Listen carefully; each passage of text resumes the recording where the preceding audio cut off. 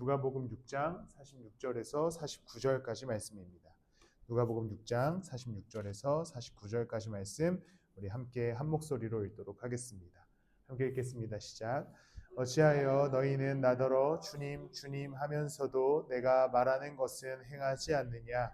내게 와서 내 말을 듣고 그대로 행하는 사람이 어떤 사람과 같은지를 너희에게 보여주겠다.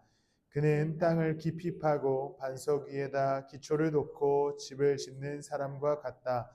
홍수가 나서 물살이 그 집에 들이쳐도 그 집은 흔들리지도 않는다. 잘 지은 집이기 때문이다. 그러나 내 말을 듣고서도 그대로 행하지 않는 사람은 기초 없이 맨 흙 위에다가 집을 지은 사람과 같다.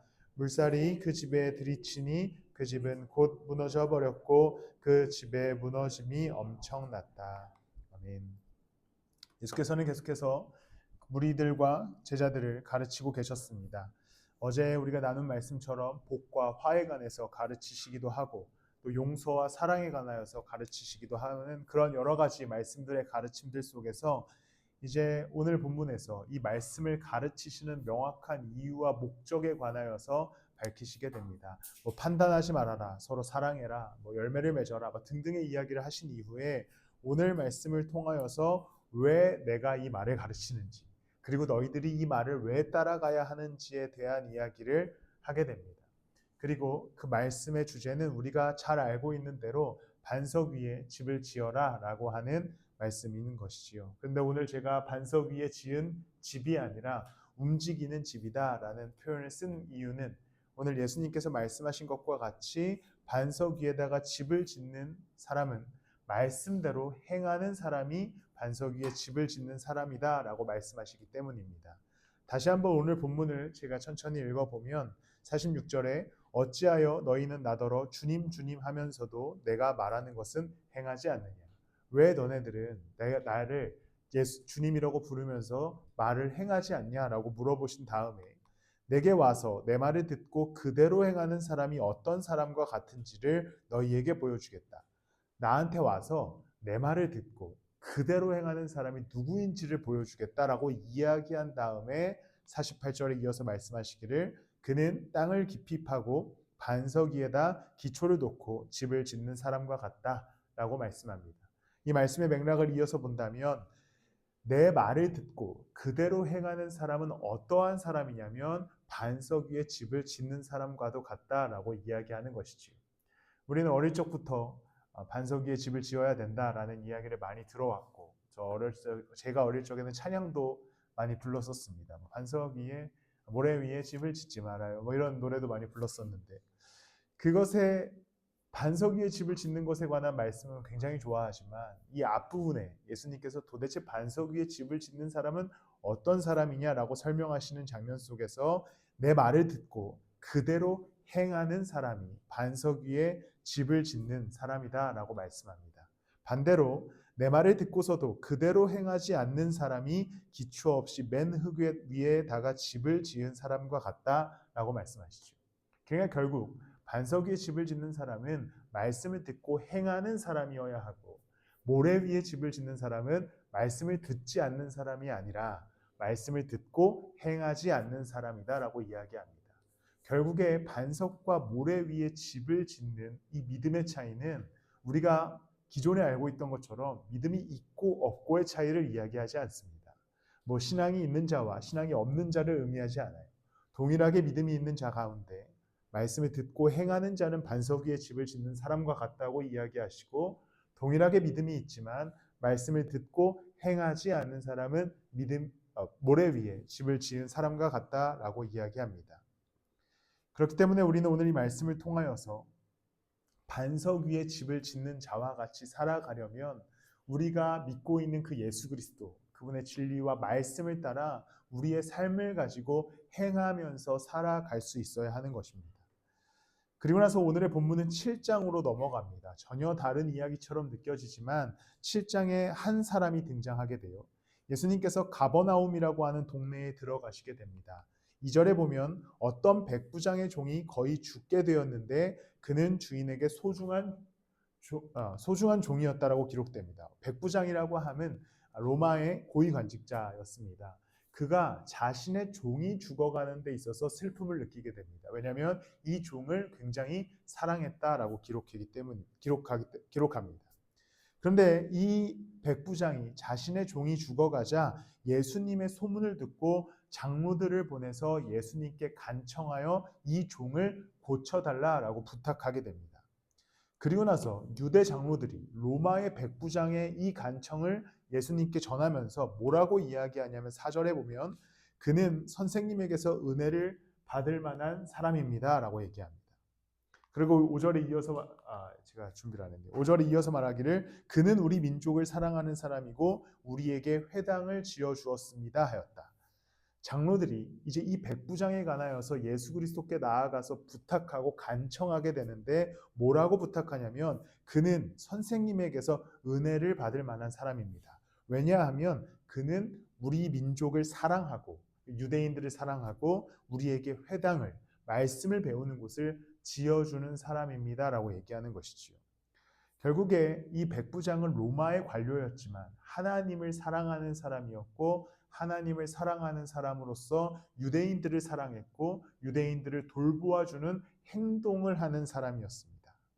그리고 나서 예수님께서 찾아가시자 굉장히 높은 신분 가운데 있었던 이 백부장은 예수님 앞에 겸손하게 나아가게 되고 9절 말씀을 보면 예수님께서 이 말을 들으시고 그를 놀랍게 여기시어 돌아서서 자기를 따라오는 무리에게 말씀하셨다. 내가 너희에게 말한다. 나는 이스라엘 사람 가운데서는 아직 이런 믿음을 본 일이 없다 라고 말씀하시죠. 예수님께서는 이 백부장의 믿음을 보시고 이 백부장의 종을 낫게 해주시는 기적을 일으키시게 됩니다. 다시 6장 후반부 말씀으로 돌아간다면 예수님께서 말씀하시기를 내 말을 듣고 행하는 자라야 반석 위에 집을 짓는 사람과도 같다라고 말씀하시면서 어떠한 폭풍과 홍수 가운데서도 무너지지 않는 집을 지을 것이다 라고 말씀합니다. 그리고 7장에 등장하는 이 백부장은 그 믿음이 예수 그리스도께서도 놀라울 정도의 믿음을 갖고 있는 자였고 그는 그 믿음을 가진 채로 그냥 살아갔던 것이 아니라 자신이 갖고 있는 힘을 통하여서 유대인들을 사랑하고 회당을 지어주는 선행을 베푸는 믿음을 실천하는 사람이었습니다. 그리고 이제 예수님께서는 이 백부장의 믿음을 보시고 이 백부장의 소원이었던 종의 아픔을 치료하여 주시는 것이지요. 반석 위에 집을 짓는 인생의 표본을 7장에 바로 이어서 붙여 말씀하여 주십니다. 당시에 유대인들은 하나님의 이름만 불렀고 주님 주님 하였고 믿음으로 행동하지 않았습니다. 율법으로 계급을 나누어서 율법학자들과 바리새인들은 권력을 취했고 가난한 이들을 돌보지 않았습니다. 오히려 그들은 로마 옆에 붙어서 자신들의 욕망을 실현했고 자신들의 권력과 기득권을 유지하기 위해 애썼습니다. 그런데 반면에 백부장, 로마의 관료이자 이방인이었던 이 사람은 하나님을 두려워했고 하나님의 말씀대로 하나님의 백성들을 사랑했고 하나님의 말씀을 가르치는 회당을 지어줄 정도로 믿음을 갖고 있는 자였습니다. 그리고 나서 하나님께서는 이 백부장의 믿음을 보시고 그의 종을 고쳐주시는, 즉 이 백부장이 든든한 반석 위에 서 있음을 명확하게 말씀을 통해 보여주시는 것이지요. 오늘 우리의 삶은 어디에 지어지고 계십니까? 당시의 유대인들은, 율법학자들과 바리새인들은 절대 하나님을 믿는 믿음이 없어서 그런 문제를 일으키지 않았습니다. 그들은 하나님을 잘 믿고 있었고 하나님의 백성이라고 하는 자부심도 있었습니다. 그런데 그들에게는 어떤 문제가 있었냐면 그 믿음은 있었지만 믿음대로 실천하거나 말씀대로 살아가지 못하는 문제가 있었습니다. 그런 그들에게 예수 그리스도께서 명확하게 정곡을 찔러 이야기하시는 것은 말씀대로 행하지 않는 자들은 모래 위에 집을 지은 바 같이 되어서 폭풍이 불고 홍수가 나면 무너질 수밖에 없다라고 이야기하는 것이지요. 우리는 예수 그리스도를 잘 알고 있습니다. 잘 믿고 있습니다. 또한 신앙생활도 우리는 오랜 연수로 해왔습니다. 그렇다고 해서 우리가 반석 위에 집을 지었다라고 이야기할 수 없는 것은 예수님께서는 믿으면 반석 위에 있다라고 얘기하시지 않고 말씀을 듣고 행하는 자라야 반석 위에 집을 지어 나가게 된다라고 말씀하시기 때문입니다. 우리의 삶의 모든 순간 속에서 이제 예수 그리스도께서 우리에게 주시는 말씀과 그분의 가르침을 따라 삶의 걸음들을 옮겨가시고 또한 말씀대로 살아가시는 여러분들이 되시기를 축복합니다. 새벽 예배 때문에 어제 한 9시 정도에 잠이 들었고 정확히 11시 반에 깼습니다. 2시간 반밖에 잠을 못 잔 거죠. 그리고서는 한 새벽 1시까지 기다리다가 기도하기 시작했습니다. 주님, 제게 잠을 주소서. 사랑하는 자에게 잠을 주신다는데 왜 잠을 주지 않으십니까? 그렇게 새벽 3시까지 주님과 씨름을 하다가 에이씨 앉아! 네, 더러워서 안 잔다 이러고 나와서 이제 그냥 이것저것 설교 준비도 하고 이러다가 예배에 나왔습니다.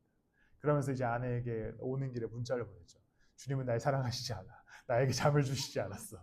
이러면서 이제 어떤 불평과 불만을 농담 삼아 섞어내고 이제 오늘 말씀을 다시 한번 묵상하는데 농담처럼 지나간 이야기지만 스스로의 믿음의 연약함을 발견했습니다.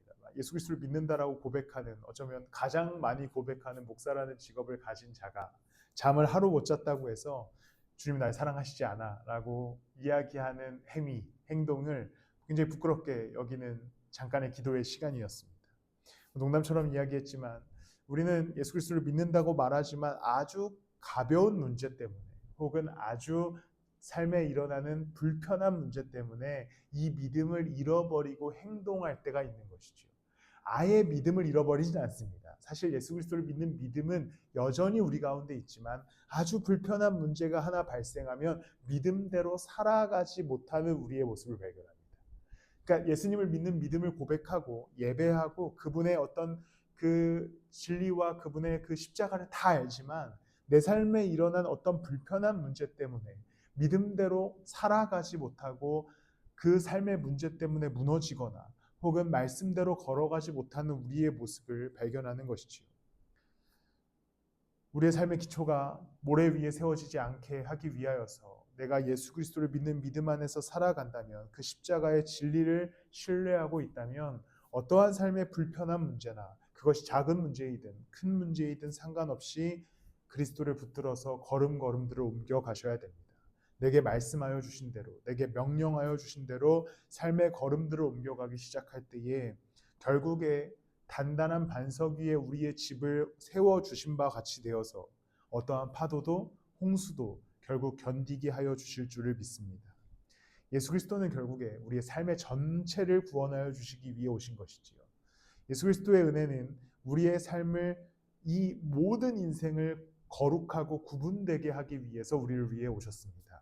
어떤 특별한 순간을 구원하여 주시거나 어떠한 한순간에 짧은 은혜를 주시기 위해 이 땅 가운데 오신 분이 아닙니다. 전적인 인생, 전인격적인 우리의 삶을 구원하여 주시기 위해 오셨습니다. 그렇다면 이 모든 인생의 여정 속에서 그를 믿는 믿음 속에서 걸어갈 때 우리의 전 인격을 구원하여 주신 예수 그리스도가 매일의 여정 속에서 그분의 은혜를 부어주실 줄을 믿습니다. 그는 어떠한 한순간에 약간의 물줄기를 내어주시기 위해서 이 땅 가운데 오신 분이 아니라 십자가에 달려 죽으시고 부활하심으로 말미암아 물이 바다를 덮음 같은 은혜를 우리 가운데 주시기 위해 이 땅 가운데 오신 분입니다. 그렇다면 우리는 이 믿음을 그냥 가벼운 믿음으로 내 삶의 여정과 문제에 따라 오르락내리락하는 믿음이 아니라 어떠한 순간에도 흔들리지 않는 믿음으로 예수 그리스도를 붙들 때에 물이 바다 덮으시는 그 은혜가 우리의 삶 가운데 계속해서 공급되어 줄 줄을 믿습니다. 함께 살아간다는 것은 동행하는 이야기를 듣고 경청하고 그분의 뜻을 구하는 것에 있습니다.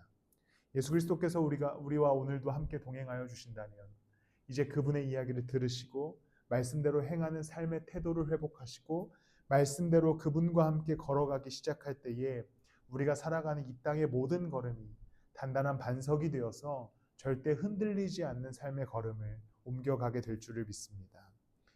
항상 흔들리지 않는 예수 그리스도의 팔을 붙드십시오. 그러면서 그분의 말씀을 따라 행동하도록 삶의 걸음을 옮겨보셨으면 좋겠습니다.